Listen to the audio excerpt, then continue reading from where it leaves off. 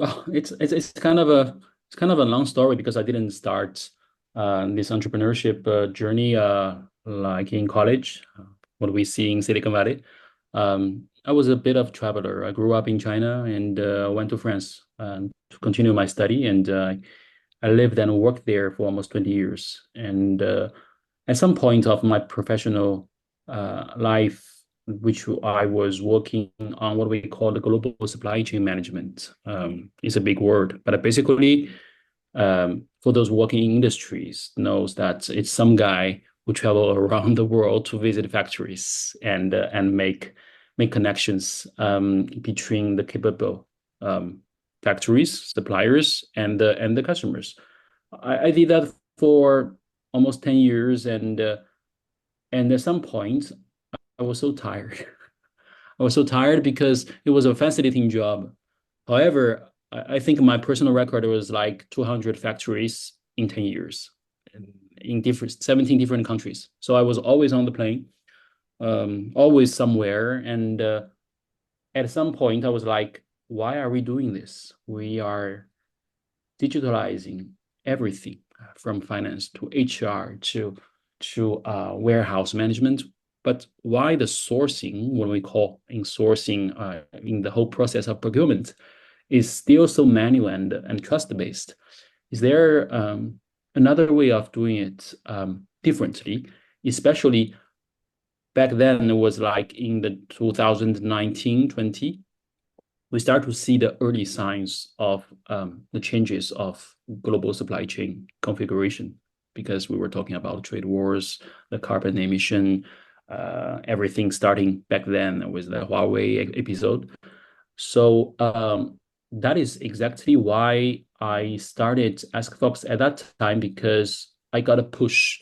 I wanted to do my job differently, and I saw an opportunity. So it's like a double motivation for me. So, do you believe that you're you're building this company because of the circumstances that you lived, or like is it because you saw a problem and you decided I want to do something about it? How do you get to the point where you can decide to start your own company to fix a problem? Is it something you've thought about for years? How do you take this step? Um, I couldn't generalize for other people. In my case, there are three main reasons that helped me actually to reason through. First, it has to be some problem that yourself, at least yourself, has felt has and believed in a problem or a cause. So in my case, that was my job, and it was the way that I feel that something can be done differently. But often it's not sufficient, and often it could be misleading. Sometimes we have a problem in our job and think, hey, if something can be done more about it, it would be good. But it doesn't make it necessary a real good need for others. So the second motivation I had back then was more like a macroscopic analyze about how the global supply chain is going to evolve. Um, let's say at the point of 2019, because basically everything we had been talking about is okay, since 2000, year 2000, 2001, there has been a new global trade order, and supplier management is something which is very costly. So and very takes a lot of risk. So people don't want to change their supply chain unless it's absolutely necessary. We like working with the same suppliers, same factories for years that we can always work out something. But that hypothesis, that thesis actually changed at 2019, 2020, because we were talking about the global power order was changing. There's going to be other reasons than economic reasons going to drive the supply chain movements. Back then, we were talking about the China, US, and which is a few years later still the top of the topic of tariffs. And we were talking about the new technology which is going to drive the supply chain differently. We were talking about back then was EV and all this smartphone related manufacturing landscape. So from my point of view, that if there weren't these circumstances that is saying, hey, what you have been working on the last 20 years is going to have a major change because the world is moving towards a new direction, I probably wouldn't have gone through this journey. Only because that I think maybe I feel I can make some changes in the way I deal with the problem is not sufficient to start a company. So the second reason was I thought at the moment, and which is confirmed to be true, that the global supply chain configuration is changing and keeps changing. And we are at almost one of the summum today to observe that. And the last reason was one of the most important reasons is I was fortunate enough to meet my co-founder at the time who brought the technology background, who can support, let's say, the business side of this idea. So that actually secured my doubts. So that was the three reasons that give me enough push to this entrepreneurship journey. So that brings us to the next part, which is Ask a Fox. Tell us a bit about what you're building, how it got started, what problems you're trying to solve, and where you see the company heading down the line. Well, each time when we see a customer or investor and they're asking about our core belief in terms of building our company, and I resume that in two words, actually, which are not very communication wise. What I mean is not very polite to say. So I say that our core thesis of building Fox is based on shit happens. So which I mean by that is there were a lot of companies and still are a lot of companies today thinking the World Trade Order is some kind of I would say some kind of factors you could adjust, you could predict with the sufficient data input and with a very elaborate algorithm. So that has been the case in the last 15 years, maybe. People saying, hey, we can predict what's going to happen to your supply chain. We can going to predict what is going to happen in the World Trade Order. And at Fox, we don't believe that at all. Because when we saw what happens, which had a huge impact to global supply chain, each time it was what we call the black swan incident, COVID, the war at Ukraine, all these kind of things. You might see a description somewhere at a report from a consulting firms, but it would never enter into a significant, I would say, quantifying model in the prediction. The other words is no one could have seen that shit happen. So as Fox, we think, okay, what you need is not to predict what is going to happen because no one has that crystal ball. But when that does happen, what is the biggest challenge as a manufacturer? Well, you need a plan B. You have a supplier with whom you worked in the last 15 years, you're happy with. Tomorrow that cannot be sustaining anymore because there's a trade war tariff on it, because they are on the entity list decided by geopolitical tension, because there is a carbon regulation about it. So how you will be able to outsmart and outrun your competitors in a limited time of frame time to find plan B. That is what we want to help our customers to deal with. And basically, we need two things.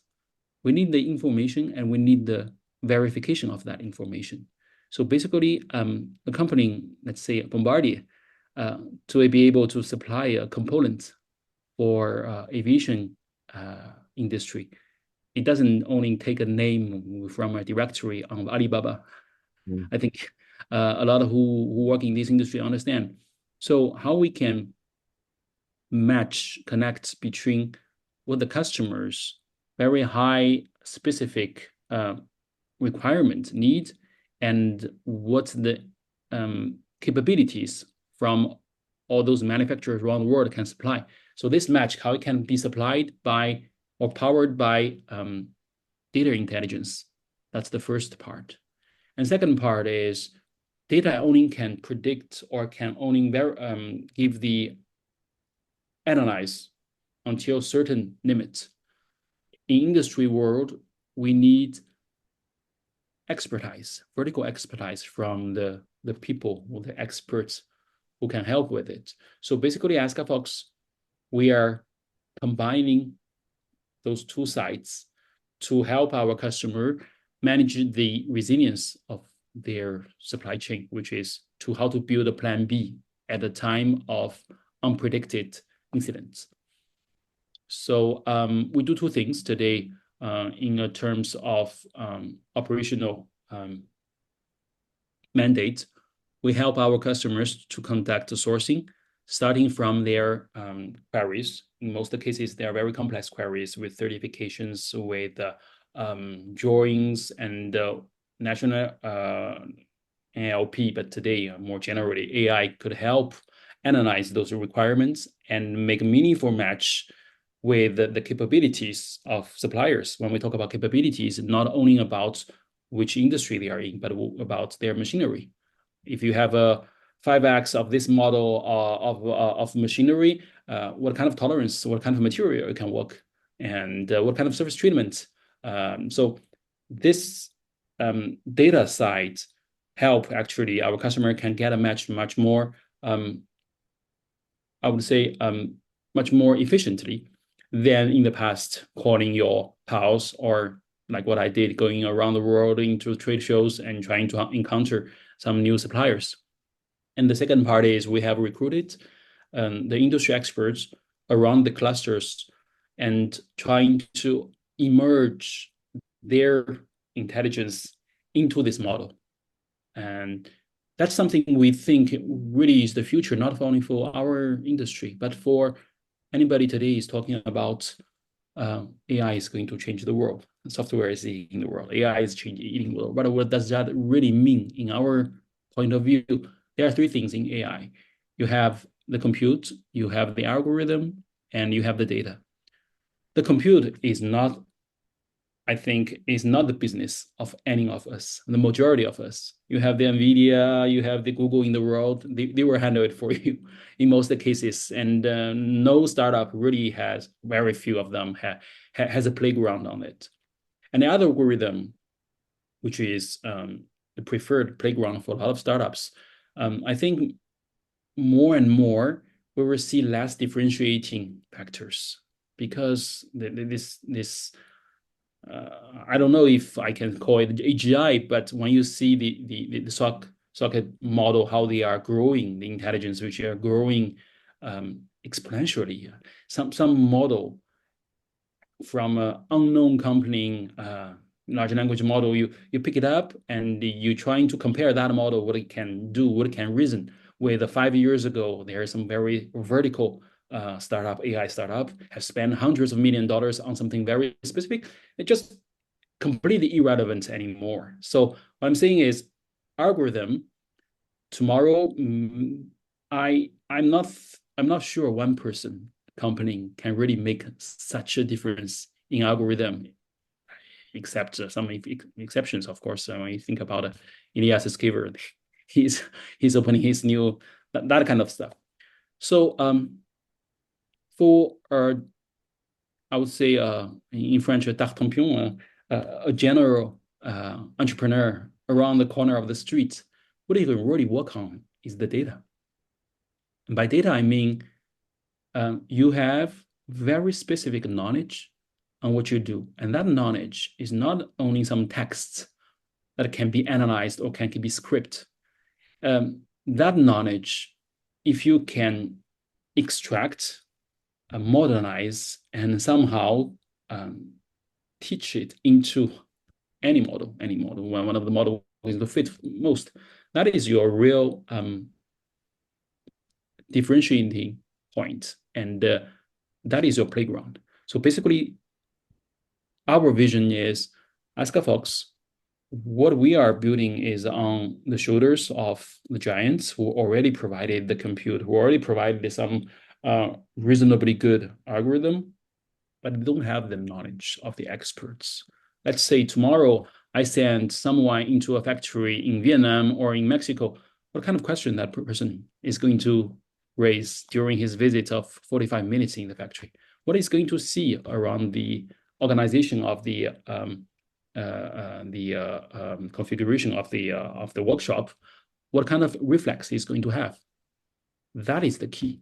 That we think we can make a difference, and we can infuse that intelligence into some kind of tool to help all those who cannot afford international expert sending around the world.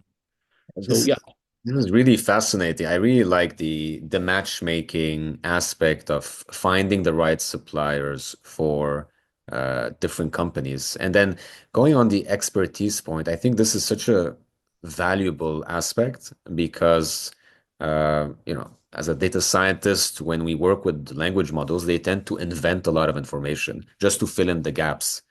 And what corporations usually do, they will restrict them in certain within certain data sets. So the language model won't be able to go outside the data that you provide.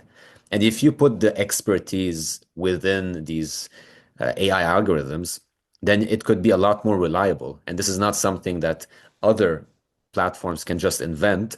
They would need real people with real expertise on the ground to provide this information. So that's a very fascinating topic. thank you. And yeah, we do believe that. And when we see a company like Scale AI, and basically 5 years ago, they were paying just peanuts. That those who what we call data labelers. I don't know, in Madagascar, in China, in some in India, those countries, because the mission, the task was so basic. Yeah, is that a tree or is that a car, whatsoever? But today, what drove them up to their level is they are basically recruiting a PhD on very specific domain to make in-depth analysis. They are making this chain of thought thing much more profound, and that is something we want to do ourselves in our own line of business. We wanted to be able to somehow to we talk a lot about reinforcement learning. It's the rewarding mechanism. Tomorrow, if I want to reward the algorithm by saying, hey, that is a good deduction, who can give that kind of criteria by saying this is good, this is not good? This only come from a domain expert, from a very verticalized area. So that's why we feel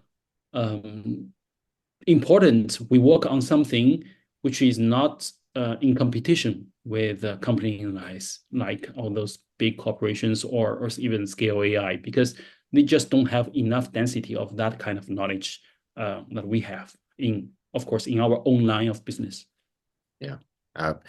So you mentioned that your company shines bright when there are extraordinary events like 2019, 2020, when COVID hit. Nobody expected that.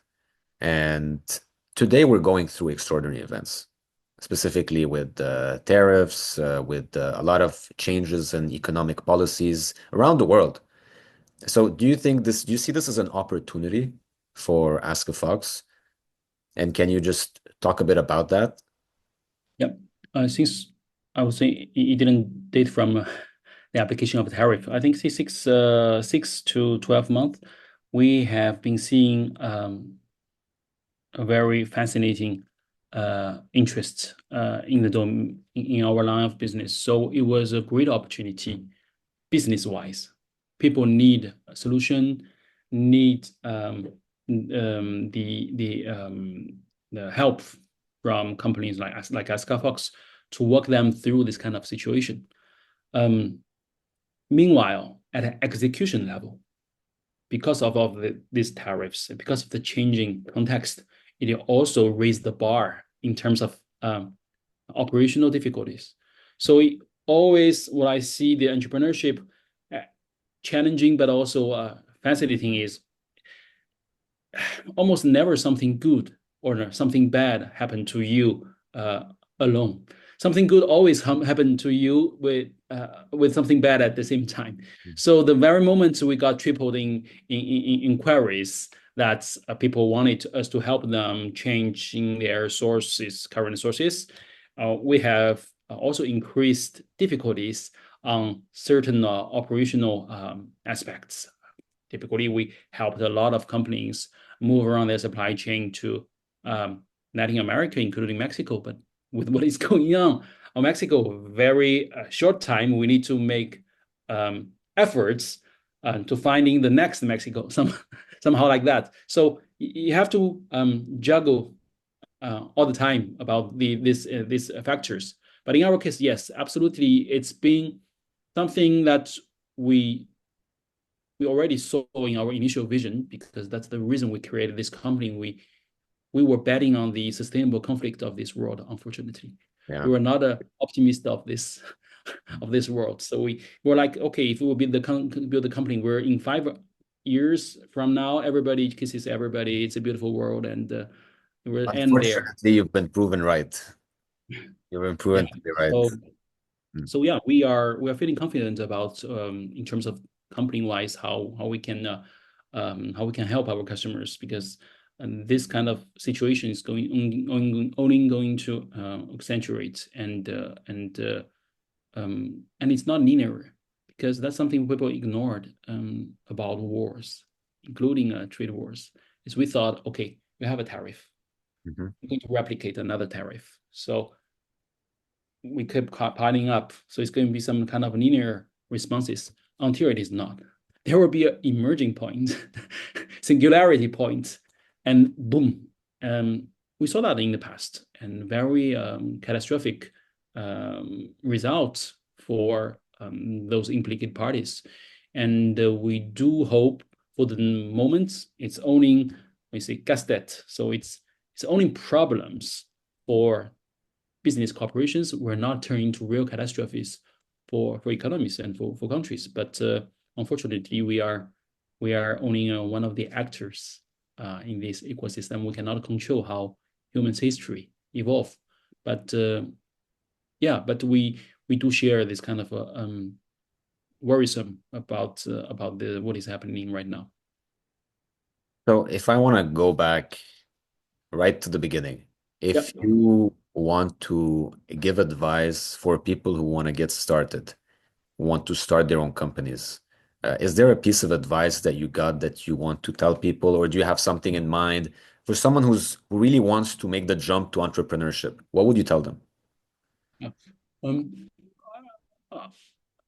I would give them the it's not advice, it's really what I felt the moment I make the jump is um, you think you have the greatest idea in the world, or you have all the capabilities of achieving what you aspire to do, then prove yourself. Prove yourself right or prove yourself wrong. It is better than, I don't know, decades later, and you say, if only I had gone through with that, maybe my Better. life would have. Yeah. So it's really the piece of advice is you have something, do it. Just do it.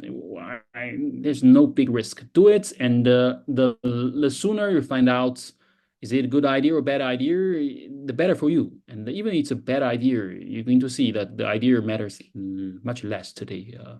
It's during the process that you will learn how to turn things around and or not, and then you will understand why you're not fit for this journey.